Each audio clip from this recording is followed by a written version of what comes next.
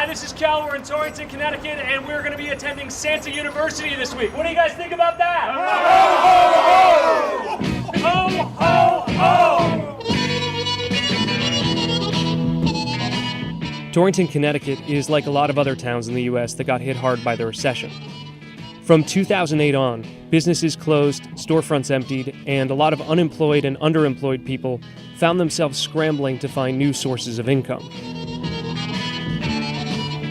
So for men of a certain age from Torrington and the towns and cities around it, playing Santa Claus seems like a pretty good option for seasonal employment. But as we found out at Santa University, there's more to the job than putting on a red suit and letting loose with a few ho-ho-hos.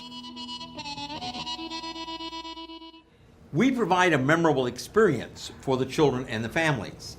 And your job in that memorable experience is creating happiness, creating joy. It's part of a magical illusion. The children have heard many stories, many fantasy fables and things about Santa Claus. And you are continuing the legend of these many different things that they've heard of. I'm Santa Tim Conahan.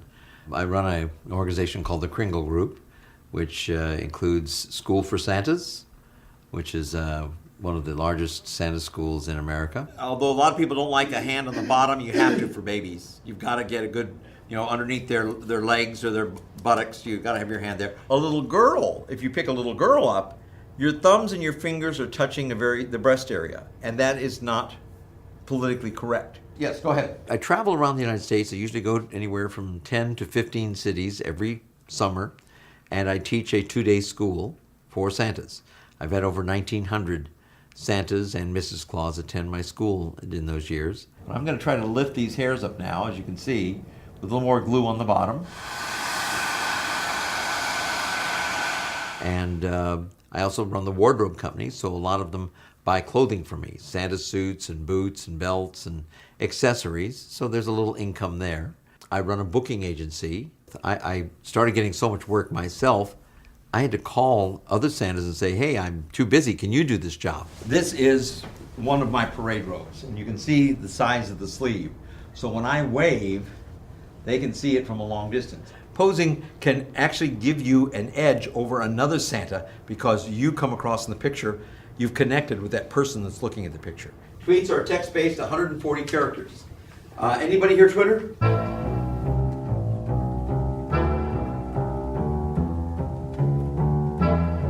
The character of Santa Claus has become very much associated with a capitalistic look.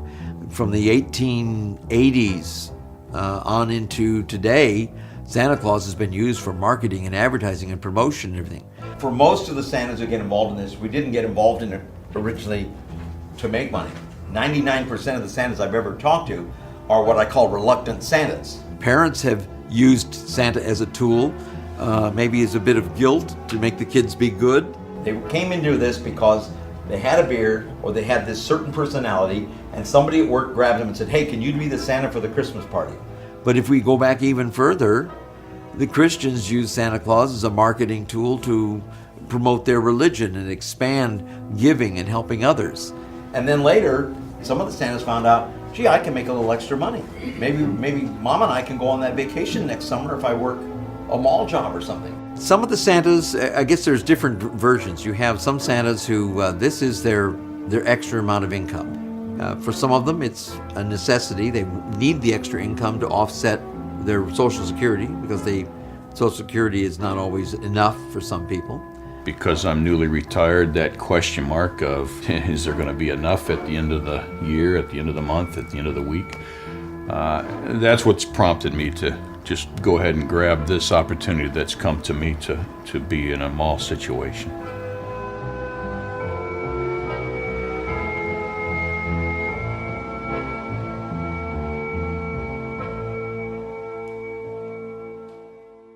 According to Tim's lecture, the average Santa should earn between $8,000 to $10,000 for a full season of work posing for pictures with kids at the mall.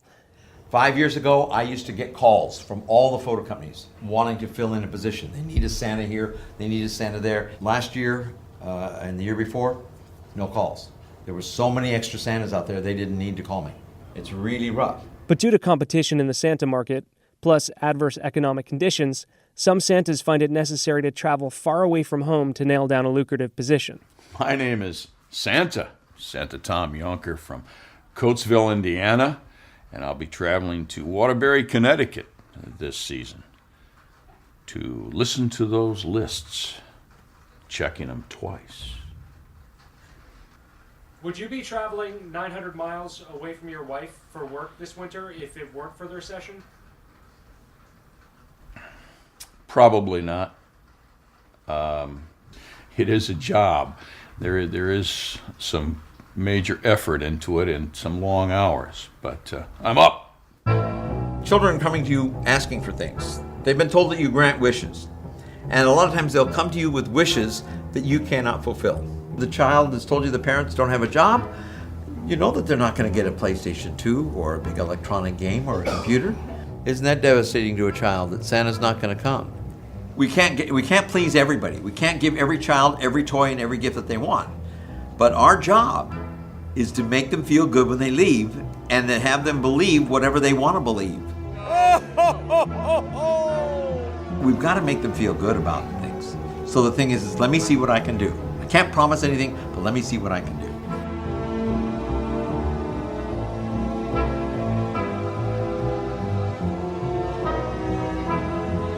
No matter what happens, Santa's still going to be around. The gifts may be smaller, they may be different, but he's still going to be involved in trying to bring a little light, a little joy, to a family or a child. So, in truth, Santa's job is recession-proof.